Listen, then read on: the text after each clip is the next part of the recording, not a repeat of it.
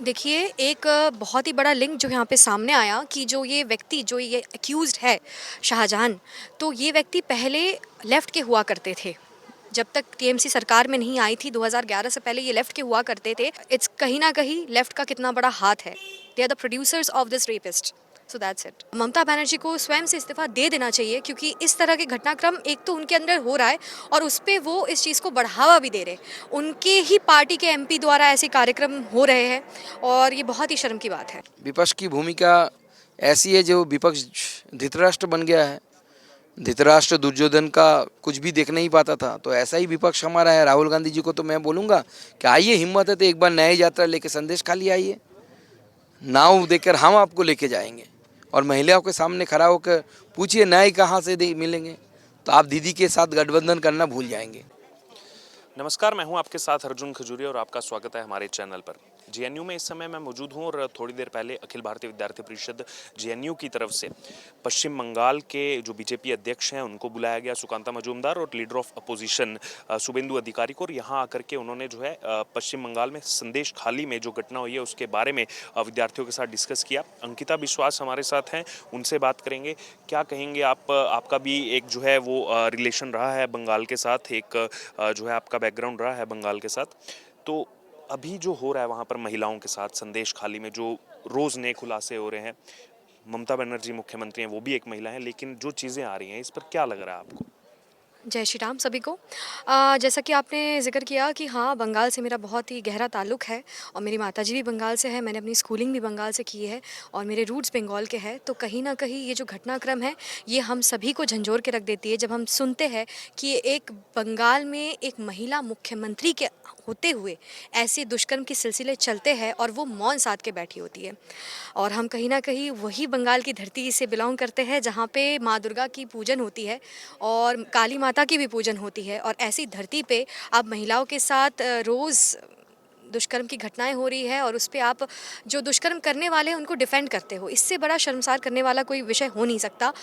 ममता बनर्जी को स्वयं से इस्तीफ़ा दे देना चाहिए क्योंकि इस तरह के घटनाक्रम एक तो उनके अंदर हो रहा है और उस पे वो इस चीज़ को बढ़ावा भी दे रहे हैं। उनके ही पार्टी के एमपी द्वारा ऐसे कार्यक्रम हो रहे हैं और ये बहुत ही शर्म की बात है।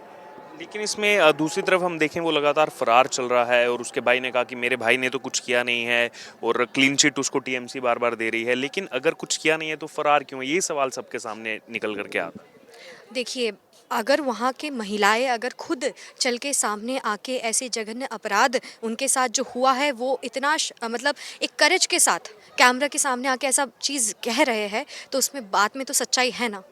कोई भी अगर वो झूठ कह रहे होते तो क्यों वहाँ पे पत्रकारों को अरेस्ट किया जा रहा है? क्यों वहाँ पे जो भी बाहर से जा रहे हैं उनको अरेस्ट किया जा रहा है? प्रोटेस्टर्स को अरेस्ट किया जा रहा है? चाहे विद्यार्थी परिषद के कार्यकर्ता जो वहाँ पे खड़े हैं कि हाँ, ऐसी जघन्य अपराध की घटनाएं हो रही है, वो प्रोटेस्ट कर रहे हैं तो उनको अरेस्ट कर रहे हैं। भारतीय जनता पार्टी के कार्यकर्ताओं को अरेस्ट कर रहे हैं। तो ये तो दिखा रहा है कि कहीं न कहीं चोर की दाढ़ी में तिनका है।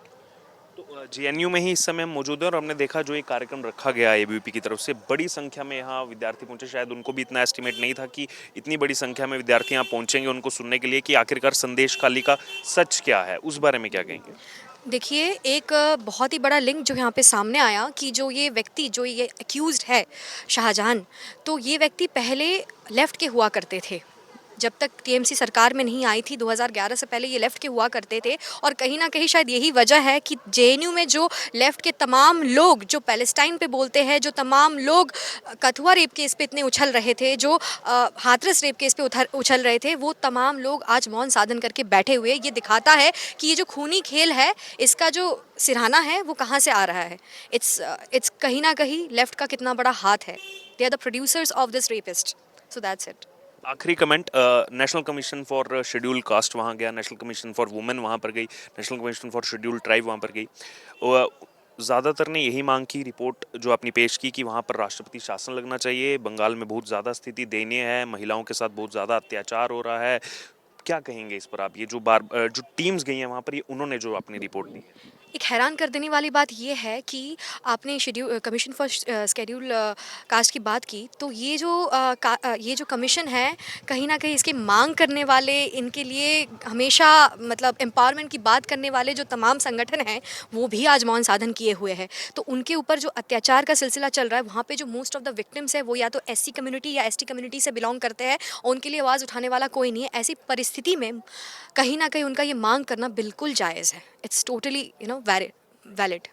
अभी क्या लग रहा है आपको, चुनाव लोकसभा का भी आ रहा है, उसके बाद पश्चिम बंगाल का भी आएगा, अभी टीएमसी का क्या फ्यूचर दिख रहा है? क्योंकि लोग, वो जो चीज़ें आ रही है कि 10-12 साल से दबा हुआ था सब कुछ, और अब जो है वो लोग निकल करके बाहर आ रहे हैं, जो उन्होंने चीज़ें झेली थी, अब वो, क्योंकि आवाज़ एक ने उठाना शुरू किया, तो अब धीरे धीरे खुलासा हो रहा है, 100 नहीं 1000 हैं, ये जो है चौंकाने वाली बात है। ममता बनर्जी का पिछले साल का जो पिछले समय जो विधानसभा चुनाव हुआ था 2021 में, उसका नारा था कि बंगाल की बेटी जो है उसको मिलना चाहिए हक वहाँ पे रूल करने का। तो वो बीइंग अ बंगाल की बेटी अगर बाकी बंगाल की बेटियों को संरक्षण नहीं दे पाई है, तो उसका उनको जवाब देना पड़ेगा और इस बार लोकसभा चुनाव में वो बिल्कुल जवाबदेह होंगे। वहाँ की जनता जो है उनको जवाबदेह ठहराएंगे। तो मुझे यकीन है कि बंगाल की जनता इस बार एक सटीक फैसला करेंगी। दूसरी तरफ यहाँ हम देख रहे हैं लगातार बात हो रही है भारत जोड़ो न्याय यात्रा की, कि न्याय दिलाने के लिए निकले हैं राहुल गांधी, लेकिन वो न्याय जो है वो बंगाल में जाकर के नहीं, उसकी तो कोई बात ही नहीं कर रहा कांग्रेस पार्टी की तरफ से। एक बार भी संदेश खाली का कहीं जिक्र नहीं आ रहा, इनके पदाधिकारियों का, प्रवक्ताओं का, कुछ भी नहीं कह रहे इस पर। तो इसी पे तो हम कहना चाहेंगे कि महाभारत का वो दौर याद कर लीजिए, जब द्रौपदी के साथ चीरहरण हो रहा था, तो सबसे बड़े गुनहगार वो तमाम लोग थे जो मौन साधे हुए थे। और उन मौन साधने वाले लोगों में से आज की डेट में संदेश खाली पे जो मौन साधे हुए हैं, राहुल गांधी जैसे वो लोग हैं जो यहाँ पे भारत जोड़ो या भारत न्याय यात्रा निकालते हैं, पर जिनको न्याय की असल में ज़रूरत है, वहाँ घुसने की उनमें ना तो क्षमता है, ना वो ऐसी कोई चाहत रखते हैं। बस इतना ही कहेंगे। धन्यवाद। धन्यवाद। हमारे साथ संसद और पश्चिम बंगाल बीजेपी के अध्यक्ष सुकांता मजूमदार मौजूद हैं। आज जेएनयू पहुंचे और संदेश खाली के बारे में जेएनयू के बीच आकर के आपने छात्रों से डिस्कस किया, तो क्या कारण रहा है इसके पीछे कि जेएनयू आकर डिस्कस करना पड़ा? देखिए, जेएनयू भारत की प्रमुख यूनिवर्सिटी है, यूजीसी में रैंकिंग नंबर 1 है। और यहाँ पे ऐसे लोग, ऐसे छात्र पढ़ते हैं जो आगे आने वाले समय में जो इसे नैरेटिव बोले या देश कैसे चलेगा, ये तय करने में इनकी भूमिका रहती है। और जेएनयू में अगर कोई छात्र किसी चीज़ पे आवाज़ उठाते हैं, कोई स्टूडेंट्स, तो वो एक नेशनल या इंटरनेशनल लेवल तक जाता है। तो संदेश खाली में जो घटना घटी, मुझे लगता है हर सेंसिटिव व्यक्ति को ऐसा लगेगा कि इसके खिलाफ पूरे देश में नहीं, बाहर में भी इसके खिलाफ आवाज़ उठनी चाहिए। We should discuss the matter और ओपन हार्टेडली डिस्कस करना चाहिए, पार्टी लाइन के बाहर आके डिस्कस करना चाहिए, क्योंकि ये बंगाल की नहीं, पूरी देश की महिलाओं की भविष्य के बारे में विषय है। एक तरफ भारत जोड़ो न्याय यात्रा निकाली जा रही है, लेकिन पश्चिम बंगाल और संदेश खाली के बारे में कुछ भी डिस्कस नहीं किया जा रहा है। क्या लग रहा है, विपक्ष की भूमिका कैसी है? विपक्ष की भूमिका ऐसी है, जो विपक्ष धृतराष्ट्र बन गया है। धृतराष्ट्र दुर्योधन का कुछ भी देख नहीं पाता था, तो ऐसा ही विपक्ष हमारा है। राहुल गांधी जी को तो मैं बोलूँगा कि आइए, हिम्मत है तो एक बार न्याय यात्रा लेके संदेश खाली आइए, नाव देकर हम आपको लेके जाएंगे और महिलाओं के सामने खड़ा होकर पूछिए न्याय कहाँ से मिलेंगे, तो आप दीदी के साथ गठबंधन करना भूल जाएंगे। तो क्या लग रहा है, अभी शाहजहां शेख को जो संरक्षण दिया जा रहा है, पहले क्लीन चिट भी दी गई, आगे ऐसे ही जो है बर्ताव रहने वाला है टीएमसी का, या क्या आगे और हो सकता है? देखिए, टीएमसी तो कोशिश करेंगे, लेकिन हम पॉलिटिकली उसको प्रेशर देंगे, इतना प्रेशराइज करेंगे कि वो बाध्य होगा इन कल्प्रिट्स को गिरफ्तार करने के एक आखिरी छोटा सा comment, national commission for SC और वुमेन ने भी राष्ट्रपति शासन की मांग की है, बीजेपी का क्या स्टैंड है? देखिए, इससे ये संवैधानिक चीज़ है, इसमें हम कुछ नहीं बोल सकते, पॉलिटिकल पार्टी बोलना भी नहीं चाहिए। ये प्रपोजल गया, मतलब जो सजेशन है वो गया है आदरणीय राष्ट्रपति जी के पास। ना राष्ट्रपति जी और हमारे महामहिम राज्यपाल वो तय करेंगे, अगर लगता है कि वहाँ पे होना चाहिए, लेकिन इस तो होना चाहिए। लेकिन मैं इतना बोल सकता हूँ, सिचुएशन इज़ रियली बैड।